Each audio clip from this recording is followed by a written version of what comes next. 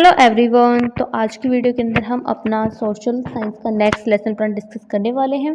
इससे पहले भी हमने सोशल साइंस के और भी बहुत सारे लेसन प्लान डिस्कस कर लिए हैं। अगर आपने वो नहीं देखे हैं तो आप वो भी जाकर देख सकते हैं। और ये जो हमारा आज का लेसन प्लान है वो है वन संसाधन के ऊपर। तो लेसन प्लान बनाने के लिए सबसे पहले हमें जनरल इन्फॉर्मेशन लिखनी होगी, जिसमें हमें सबसे पहले लिखना होता है पाठ्य योजना संख्या। तो ये हमारा है लेसन प्लान नंबर 16। अगर आपको इसके पहले वाले लेसन प्लान देखने हैं तो वो आप इस चैनल के ऊपर जाकर आपको अलग से सोशल साइंस की प्लेलिस्ट मिल जाएगी, तो वहाँ पर आप वो सारे लेसन प्लान देख सकते हैं। साथ में इस वीडियो के डिस्क्रिप्शन के अंदर भी आपको कुछ लेसन प्लान का लिंक मिल जाएगा, तो वहाँ से आप डायरेक्ट देख सकते हैं।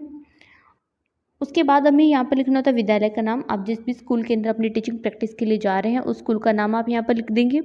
फिर आपको लिखना होता है छात्र अध्यापिका का नाम। अगर लड़कियां लेसन प्लान बना रही हैं तो वो छात्र अध्यापिका लिखेंगी, और लड़के बना रहे हैं तो वो छात्र अध्यापक लिखेंगे। तो यहाँ पर आपको अपना खुद का नाम लिखना है।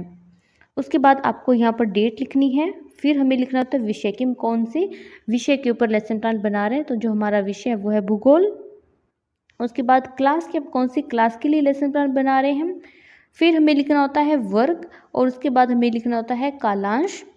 फिर हमें लिखनी होती है अवधि कि आपका जो लेसन प्लान है वो कितने मिनट का था। तो ये सारी क्या होती है हमारी जनरल इन्फॉर्मेशन, जो हमने हर एक लेसन प्लान के अंदर लिखनी है। साथ में हमें यहाँ पर अपना टॉपिक भी लिखना है जो है वन संसाधन।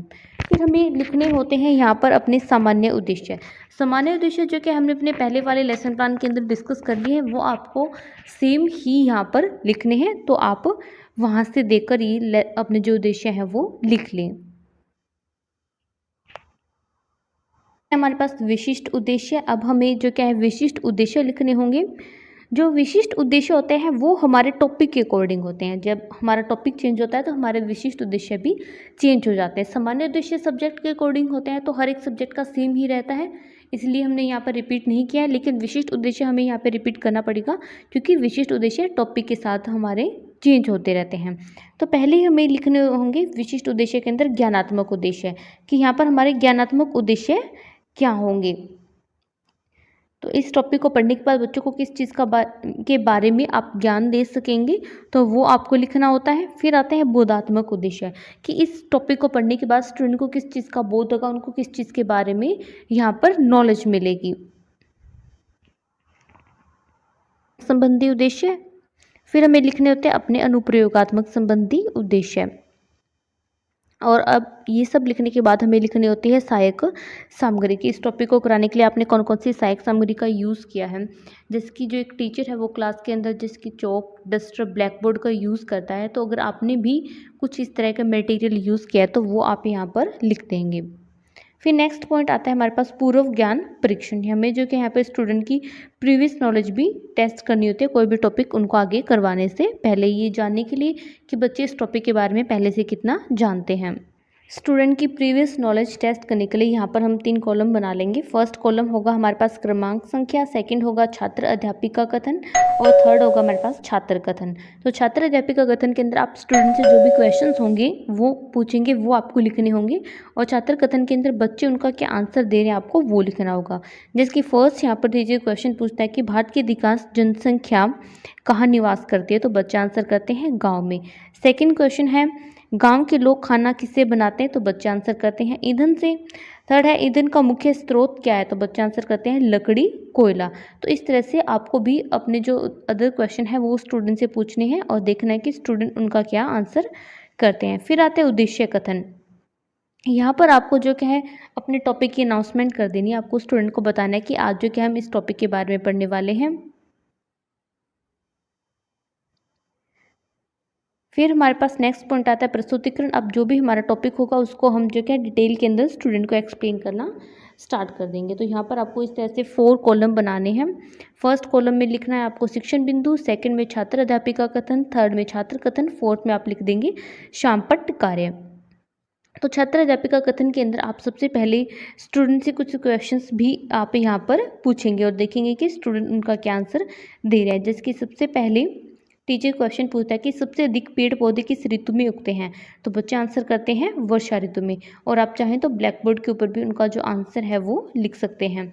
फिर टीचर सेकंड क्वेश्चन पूछता है कि जब किसी स्थान पर बिना उगाए पेड़ पौधे उग जाते हैं तो उसे क्या कहते हैं। तो ये क्या है, हमारे पास समस्यात्मक प्रश्न है, बच्चे इसका आंसर नहीं दे पाते हैं, मतलब उनको इसके बारे में नहीं पता है।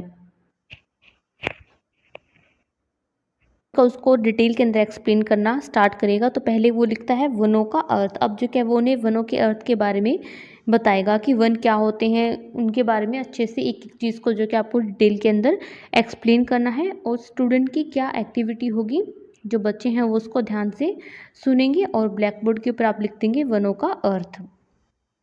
फिर आप जो क्या इस तरह से बच्चों को अच्छे से एक्सप्लेन करते जाएंगे।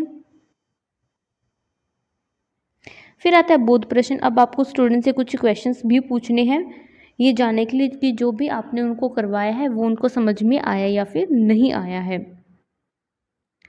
तो इस तरह से जो आप उनसे क्वेश्चन पूछेंगे और जो बच्चे आंसर देंगे वो आप उसके सामने इस तरह से लिख देंगे। फिर इसी तरह से हम अपना सेकंड क्वेश्चन पूछेंगे कि मानव की आवश्यकता की पूर्ति के लिए किसका दोहन किया जाता है। तो बच्चे आंसर करते हैं वनों का। आप चाहें तो ये आंसर आप ब्लैक बोर्ड के ऊपर भी लिख सकते हैं। फिर नेक्स्ट है वनों से मिट्टी को क्या प्राप्त होता है। तो बच्चे आंसर करते हैं पोषण। तो इस तरह से आपको भी अपने नेक्स्ट क्वेश्चन यहाँ पर स्टूडेंट से पूछने हैं। वीडियो में आगे बढ़ने से पहले अगर आपको वीडियो हेल्पफुल लगता है तो वीडियो को आप लाइक कर दें, और चैनल के ऊपर न्यू है तो चैनल को सब्सक्राइब भी कर दें, जिससे आपका जो है आने वाली वीडियोस का नोटिफिकेशन भी मिल जाएगा और आप जल्द से अपना लेसन प्लान जो है वो बना सकते हैं। साथ में आप इसको अदर स्टूडेंट के साथ शेयर भी कर सकते हैं। इस तरह से आप जो क्या स्टूडेंट से क्वेश्चंस यहाँ पर पूछते जाएंगे और स्टूडेंट का जो आंसर है वो उसके सामने आप लिखते जाएंगे। फिर नेक्स्ट आता है वनों के लाभ। अब जो क्या हम बच्चों को वनों के लाभ के बारे में यहाँ पर एक्सप्लेन करेंगे कि वनों के क्या लाभ होते हैं, और जो स्टूडेंट है वो उसको ध्यान से सुनेंगे और ब्लैक बोर्ड के ऊपर हेडिंग डाल देंगे वनों के लाभ।